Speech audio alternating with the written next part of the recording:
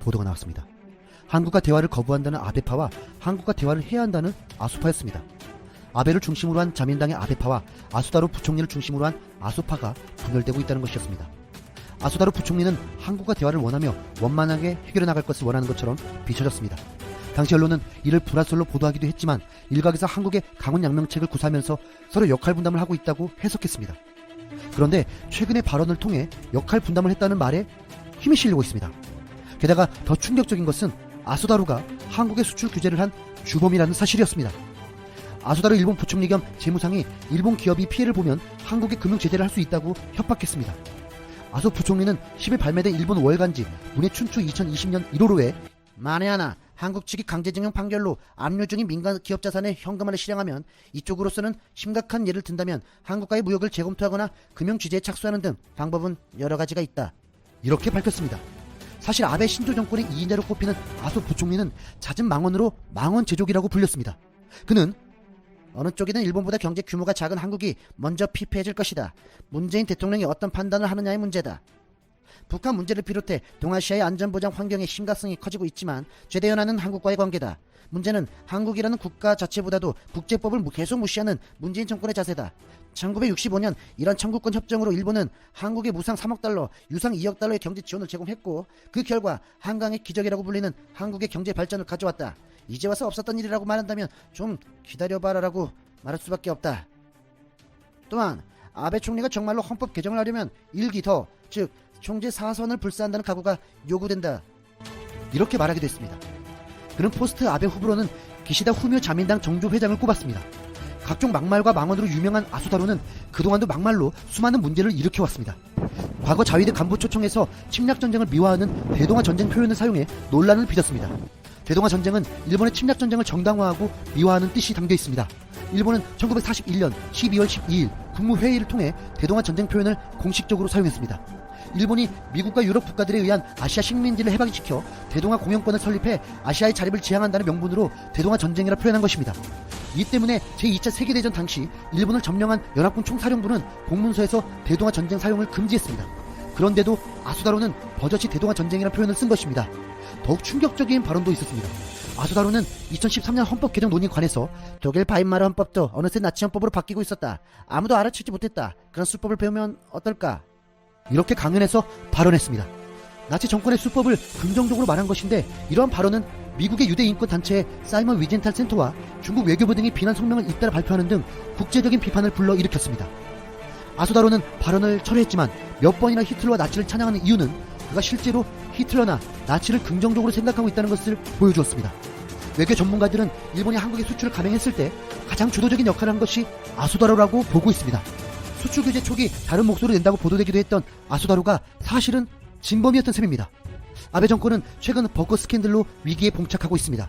이를 300조 원에 가까운 경제 부양책으로 막으려고 했지만 일본의 여론은 점점 아베 정권의 등을 돌리고 있습니다. 여기서 한국에 대한 강제징용에 대한 판결까지 물러서면 아베 정권은 그동안 주장했던 중심축이 흔들린다고 생각하는 것처럼 보이고 있습니다. 아베와 아수다로가 원하는 것은 개헌을 통해서 전쟁을 할 수 있는 나라로 만드는 것이었기 때문입니다. 하지만 이 모든 계획은 점점 무너지고 있습니다. 아수다로가 나서서 강경 발언을 쏟아내는 것은 아베 정권의 최후가 머지않았음을 증명해 보이고 있습니다. 이상 진심TV였습니다. 배달의 민족을 인수하면서 요기요, 배달통에 이어 국내 배달 음식의 1위부터 3위까지를 소유하게 되었습니다.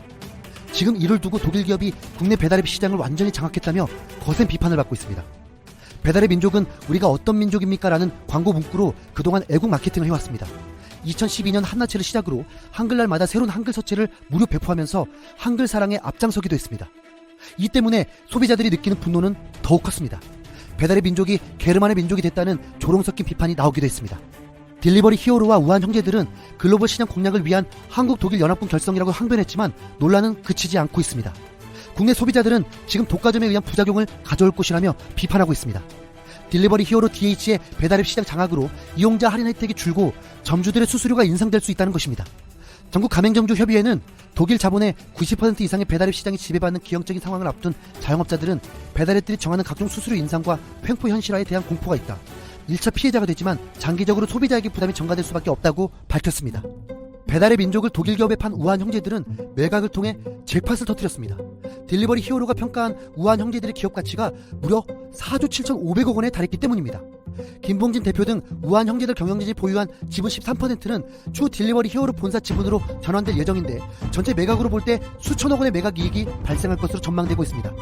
초기 작은 3억 원을 출자했던 벤처캐피탈 본 앤더슨은 2,993억 원의 가치를 인정받으며 1,000배가 넘는 수익을 거뒀습니다. 네이버는 350억 원을 투자해 1,800억 원을 벌면서 2년 만에 투자금의 6배 이상을 벌었습니다. 김봉진 대표가 더욱 비판받는 이유가 있었습니다. 배달의 민족은 국내 대표 유니콘 기업의 상징이기도 했고 창업자 김봉진 대표가 그 중심에 있었기에 그 위상은 너무나도 특별했습니다. 김봉진 대표는 코리아 스타트 포럼의 의장을 맡아서 민관 가교 역할을 자처했고 기업가 정신을 설파해오기도 했습니다. 그런데 그런 그가 한국의 대표적인 유니콘 기업을 독일 기업에 팔았으니 그 충격은 클 수밖에 없었습니다. 김봉진 대표의 변명도 크게 논란이 되었습니다. 일본계 자본을 등에 업은 시사 때문이란 것이었습니다. 그가 지목한 시사는 손정희 회장의 비자펀드로 막강한 자본을 수혈받은 쿠팡이었습니다.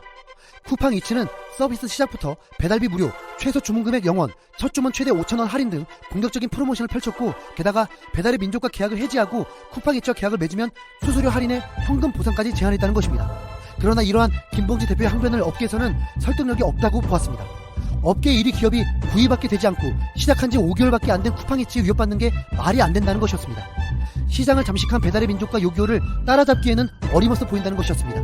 오히려 지금 김봉진 대표가 토종의 대표적인 유니콘 기업을 해외 자본에 팔아치웠다는 비난 프레임을 사전 차단해 매각을 정당화하려는 목적이 아니냐는 말이 나오고 있습니다. 결국 지금의 배달의 민족은 게르만 민족이라는 조롱을 피하기 힘들게 되었습니다. 그나저나 그럼 전 어디에서 지키죠? 이상 진심TV였습니다.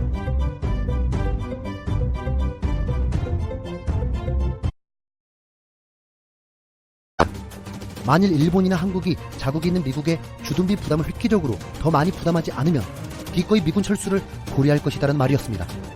미국은 더는 이 지역의 수십만 달러의 손실을 감수할 수 없다고 주장한 것입니다. 여기서 더 충격적인 말을 했습니다. 당선되면 한국과 일본이 핵무기를 개발 보유하는 것을 허용할 수 있다고 밝힌 것입니다. 당시 트럼프는 뉴욕타임즈와의 인터뷰에서 일본과 한국이 북한이나 중국으로부터 자국을 보호하기 위해 자체적으로 핵무기를 개발 보유하는 것에 대해 열린 생각을 갖고 있다고 말했습니다. 트럼프는 이것이 두 나라가 미국의 해구산에 기대는 것보다 낫다고 본다고 말한 것입니다. 이 트럼프의 주장은 한국과 일본의 핵무기 보유는 아시아 각국의 핵무기 경쟁을 일으킬 수 있어 막아야 한다는 미국 정부의 기존 방침과는 상반된 것이었습니다. 지금 현재 트럼프는 자신의 공약을 실제로 감행하고 있습니다. 한국의 기존의 방위비에서 6배나 더 내라고 하고 있는 것입니다. 이 때문에 트럼프의 방위비 대폭 증액 압박이 동맹에 미칠 악영향에 대한 미국 언론의 우려가 계속 고개를 들고 있습니다. 특히 미국 우선주의와 신고립주의를 내세워 동맹보다 돈의 가치를 중시해온 트럼프 대통령의 과도한 방위비 공세가 주한미군 감축 철수의 구실로 활용될 수 있다는 것에 큰 우려가 제기되고 있습니다. 트럼프는 이미 주한미군 철수를 여러 번 언급한 바가 있기 때문입니다. 도널드 커크는 데일리 비스트에 실은 트럼프는 한국과 일본을 배신할 준비가 돼 있는가라는 제목의 글을 썼습니다. 한국과 일본의 방위비 분담금에 대한 트럼프 대통령의 어마어마한 인상 요구는 그가 동맹 영토에서 대규모 미군 철수를 열망하고 있다는 두려움을 촉발했다고 말했습니다. 특히 지난달 충동적이고 변덕스러운 방식으로 이뤄진 시리아 철군 사례가 동북아 지역의 미군 감축의 예행 연습이었던 게 아니냐는 우려가 제기되면서 전문가들의 발언을 소개했습니다. 브루스 펜의 랜드 연구소 선임 연구원은 시리아 철군과 같은 조치는 우리의 동맹들이 자신들이 다음 차례가 될 수 있다는 우려를 낳는다. 그러한 우려는 동맹의 힘을 약화시킬 수 있다. 미국이 동맹을 깰 경우 북한이 더욱 군사적 우위에 놓일 수 있다. 이 경우 전 세계는 미국과의 동맹의 가치에 대해 그리고 국가적 핵무기 프로그램의 필요성에 대해 어떠한 결론을 내릴 것인가 라면서 미국의 핵 비확산 노력에 대한 종집으로 이어질 수 있다고 우려했습니다. 이제 일각에서는 주한미군 감축론과 맞물려 자칫 핵 무장론 등이 제기될 가능성이 있다는 관측도 제기되고 있습니다. 워싱턴 포스트는 26일 트럼프는 동맹국들에서 미군 병력을 철수시키겠다는 트럼프의 협박은 오랜 동맹국들이 자체 방위력 개발에 착수하도록 하는 결과를 촉발할 수 있다고 우려했습니다. 이 말은 핵 무장론 제기 가능성 등도 염두에 둔 것으로 보였습니다. 지난 대선 트럼프의 말을 사람들은 귀 기울여 듣지 않았지만 지금 상황은 다시 트럼프의 말을 되새기지 않을 수 없습니다. 그것은 주한미군을 철수시키고 한일 핵무장을 용인하겠다는 것입니다. 심지어 트럼프는 북핵이 있는 상황에선 일본이 핵무기를 갖는 게 우리에게 도움이 된다고 밝힌 바도 있습니다. 이 같은 트럼프의 과거 발언과 최근 행적을 봤을 때 이를 감행하려 할 수도 있다는 우려가 미국 내에서 제기되고 있습니다.